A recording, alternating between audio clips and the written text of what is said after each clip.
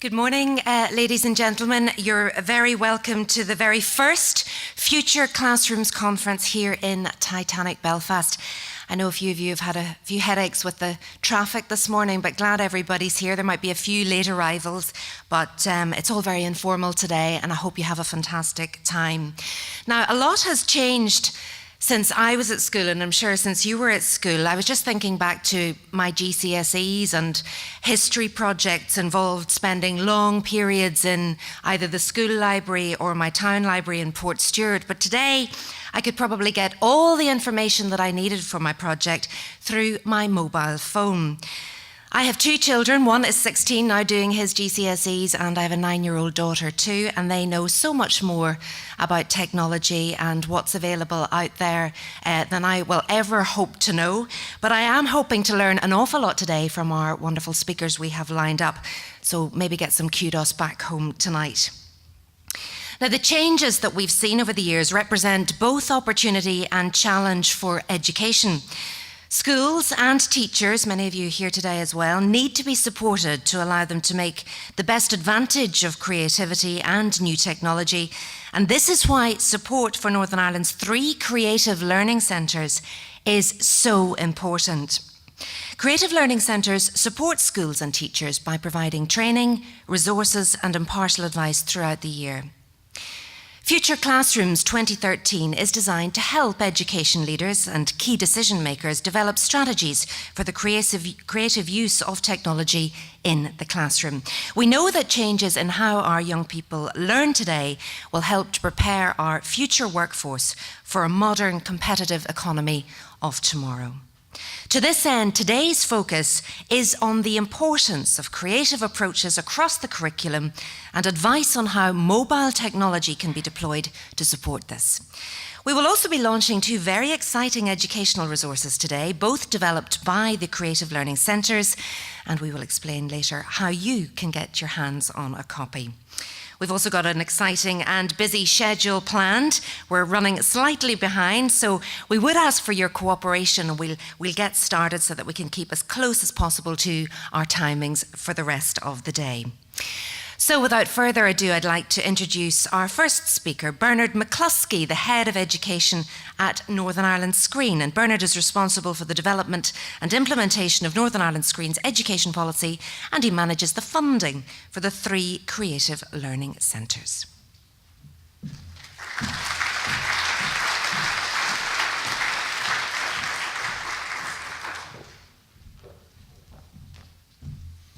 Thank you, Sarah. Good morning, ladies and gentlemen, distinguished guests, colleagues. It's good to see you all here. Delighted to see that the conference has been so popular, and obviously a huge demand for it.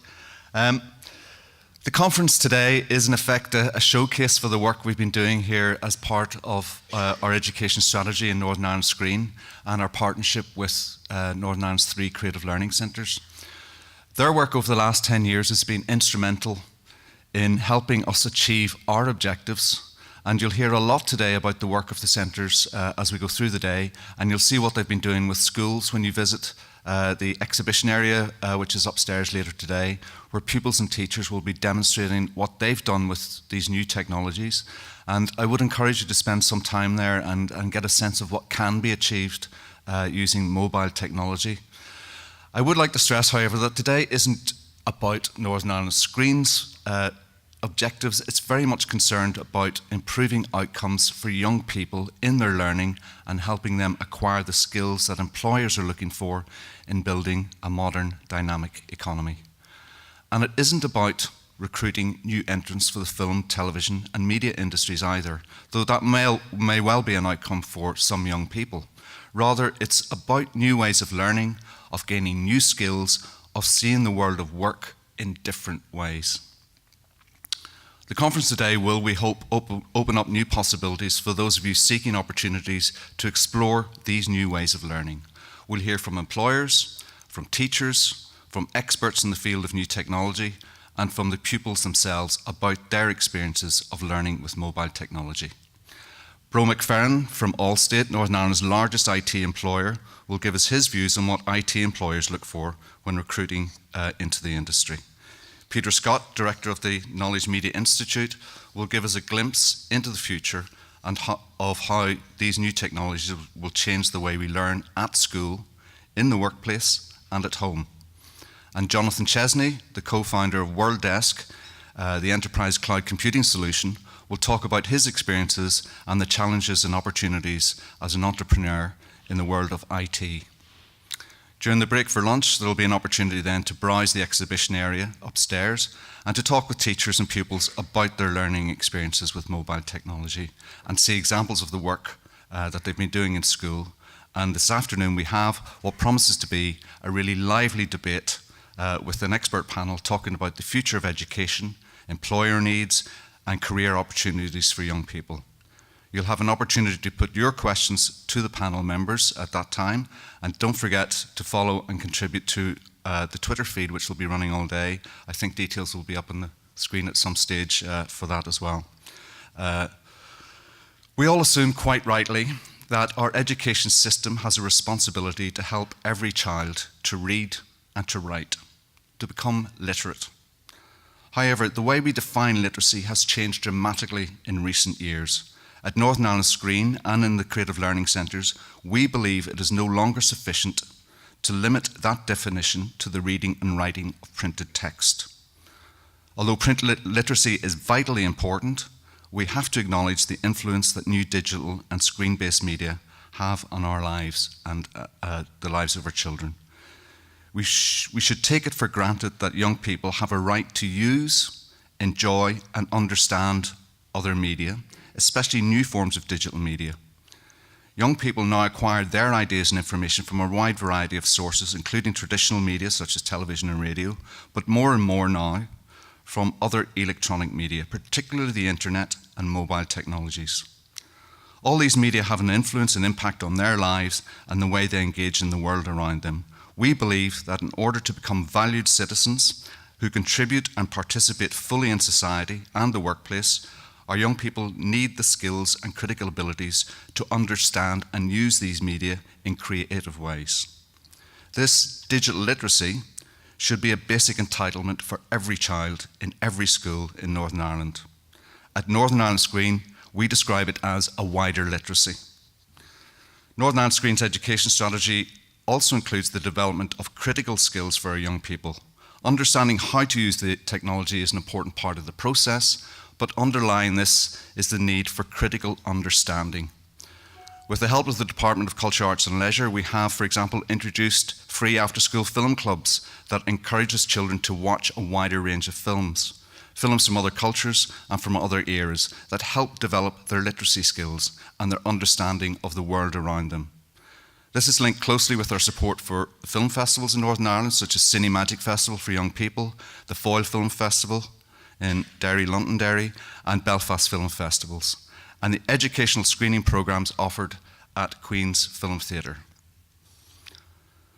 Our education system in Northern Ireland has made significant progress in recent years in providing access to digital technology as part of every child's day-to-day educational experience. Media, and in particular moving image media, are now included as an integral part of the curriculum. The connectivity of our schools to the internet, cloud storage, improved bandwidth, and the provision of a rich array of educational resources and learning tools as part of a managed network mean that every school can offer young people exciting opportunities to release their creative talents. However, assuring connectivity and access to digital technology is not sufficient in itself. There is recognition amongst educators that in order to transform the learning experience of our young people, there's a need to take a holistic approach to change in our schools, including a more integrated curriculum, the upskilling of our teachers in the use of digital technologies, and to support learning, and the reorganisation of schools themselves in order to facilitate new ways of learning for pupils and teachers alike. This situation is even more apparent in the non-formal education sector, where youth leaders and the young people they work with have varying degrees of access to creative digital technologies and even less opportunity to maximise the potential to enhance learning. The overarching need in both the formal and non-formal sectors is the requirement of a sustainable strategy that focuses on the needs of learners across both the formal and non-formal curriculum. And this is where the Creative Learning Centres have really come to the fore. In the early days of their work, they had been capturing individual teachers and providing training for them. It soon became apparent, however, that when teachers returned to schools, they were still faced with the same organisational challenges that had always been there. The centre soon realised that what was needed was a strategic approach that involved school principals and their senior management teams in embedding the process as part of a school development planning. This partnership approach has been working successfully for a number of years and is really providing dividends for schools, for teachers, and most importantly for learners. Working closely with school management teams, the programmes developed by each of the centres use a combination of centre-based and school-based learning. The centres recognise that the ultimate aim of their programmes is to embed these approaches within schools so that they can become self-sufficient. However, there will always be a need for expert advice, especially on hardware and software acquisition and for upskilling in new media technologies. The Creative Learning Centres are well positioned to advise and support schools as they begin the process of school development and improve in the area of digital literacy and related technologies. As we'll see today, mobile platforms in particular are offering new opportunities that many schools are keen to explore. We'll be watching a number of videos today showing the work of the centres, and apparently I'll be making an appearance in one or two of them. One point I will be emphasising, and I make no excuse for emphasising it again, because the Creative Learning Centres are not commercially driven. They can offer advice that is unbiased and not geared to particular hardware or software providers. Over the 10 years that they have been in operation, the centres have seen a year-on-year increase in demand from schools for their services. Last year, over 2,200 teachers and over 4,600 young people from over 300 schools participated in programmes with the centres. The centres also work in partnership with special schools and will continue to develop partnership programmes with them. I should also mention the work the centres have been doing in support of SEA's Moving Image Arts, the A-level and GCSE qualification in digital filmmaking, the first of its kind in the UK. The centres have been providing training and support for teachers and students since the launch of the qualification in 2003. In closing, I'd invite you to sit back and enjoy the day, to engage with your colleagues and the experts here today, and to make contact with one of the centres if you need more information or advice on these new exciting developments. And we're now going to take a look at the first of our video profiles today. Thank you.